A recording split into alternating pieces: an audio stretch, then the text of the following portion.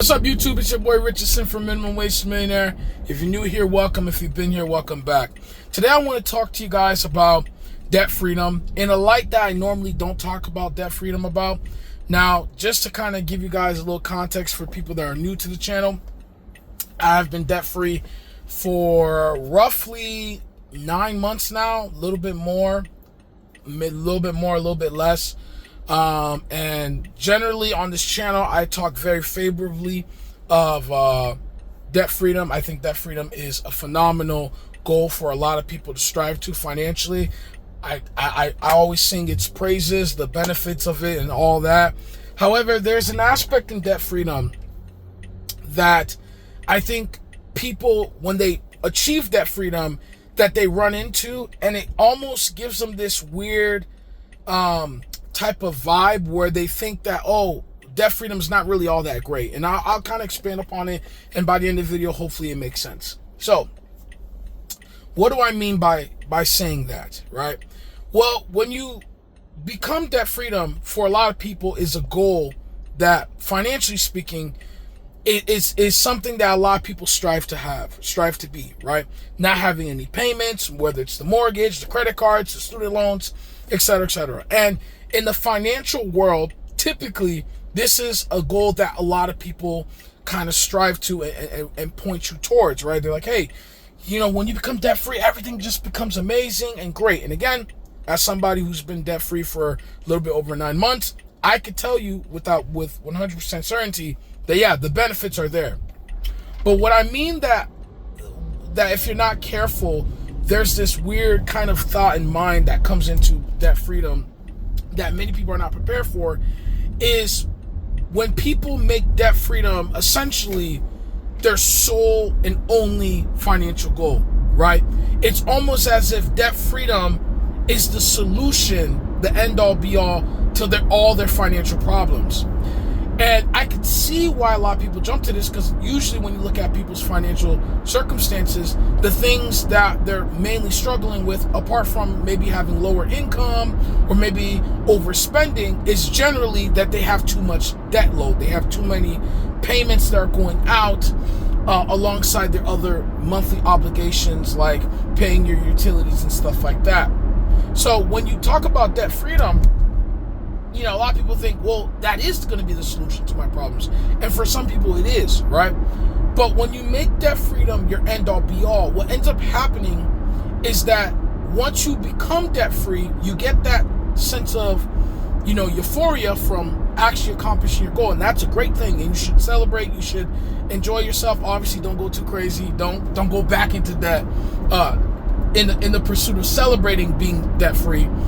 But after the novelty of that wears off, which for some people may be a couple days, for some it's a couple weeks, some maybe even a couple months. For me, it was probably about a month where I had that sense of euphoria, and then it kind of wore off. Is that after that, you then feel directionless, right? You feel like, okay, where do I go from now, right? I spent so long and so much effort, so much time. For some people, to get out of debt, it takes them several years, if not decades. For me, from all I can remember, I always paid when I used to use credit cards, I paid my credit cards on time in full, so that wasn't an issue. But I had a personal loan, I had an auto loan, I had a loan to get security cameras at my parents' house. So I had a couple lines of debt,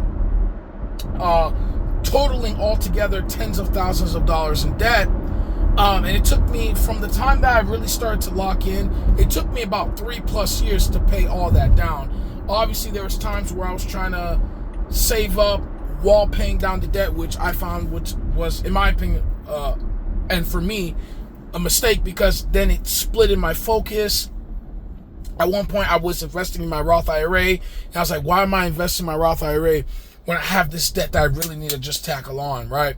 So, without getting off topic, and I digress, you know, debt freedom is like the focus it was to me, right? So once I become debt free, again, after that sense of euphoria, there was nothing left, right? It was just kind of like, okay, well, that's it. And you realize very quickly that being debt free, although it's a great step in the pursuit of being financially independent, it doesn't solve all your financial problems, right? You still have to make sure your income is covering, you're making enough money to live and to survive. Then you have to keep a tight on your spending and your budget, because if not, you could easily overspend, and you being overspent, it just increases the chance of you going back into debt. Then you have to think about investments, right? You obviously are not going to be able to work forever, right? At some point in time, even the brightest and the most productive of us, at some point in time, we're not going to be able to work. So you need to make sure your assets are currently making money. Debt freedom doesn't solve any of those issues. So your journey is not over, but because debt freedom was the focus for so long, it almost seems like, okay, if I hit this, everything is good. And one of the ways that I kind of look at debt freedom is you can look at it from a numeric standpoint, metaphorically, however you want to look at it, in a literal sense. You being in debt is you being in the negative, right? All debt freedom is, and again, I know debt freedom is described differently depending on who you ask. For me, debt freedom is just simply someone who has no debt, owes no one any money, personal or otherwise, right? Complete abolishment of all debt. So once you hit debt freedom is like the zero on the number line. We all were taught the number line in elementary school, right? So everything on the left is negatives. That's essentially you being in debt. And everything on the right will be positive, right? Debt freedom is essentially you reaching back to zero from the negatives. So it seems positive, and it is positive from where you were at before, but zero at the end of the day is just a zero, right? You obviously want, at least if your goal is to become financially independent, you want to get out of zero and be far into the right, as far in the right as you possibly can, or as far as in the right as you realistically want to, right? Debt freedom is a good foundation to get you there, but it's not the solution.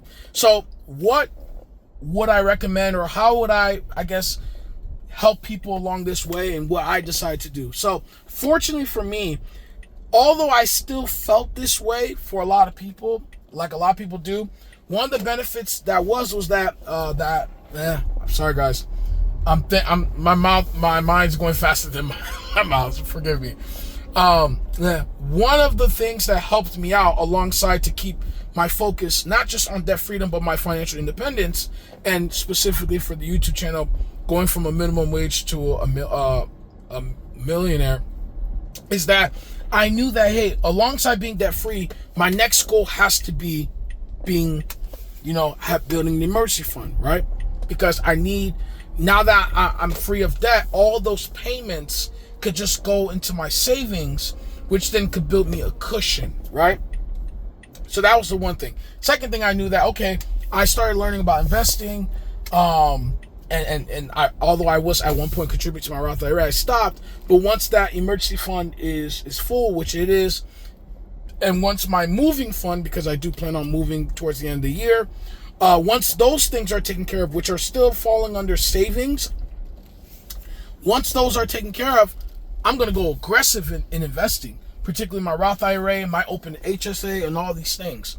So these are the things that, to me, help me focus, is that I don't allow debt freedom to be the end all be all.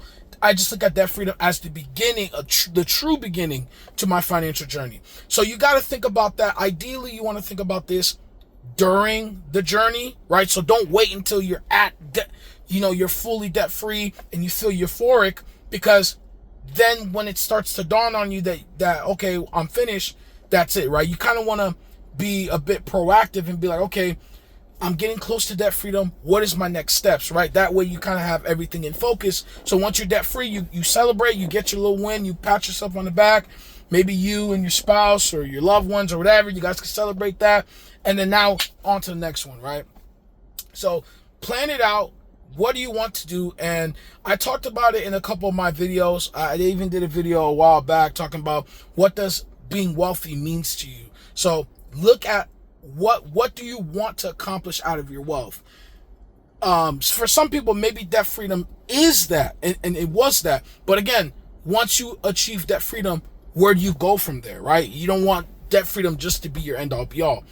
You know, why do you want to be wealthy? And once you implant that in your mind, then when you accomplish these financial goals, you'll know for sure that, hey, although I'm getting closer to the end goal, I'm not there yet, so I'm stayed focused, right? So you can look at things like that.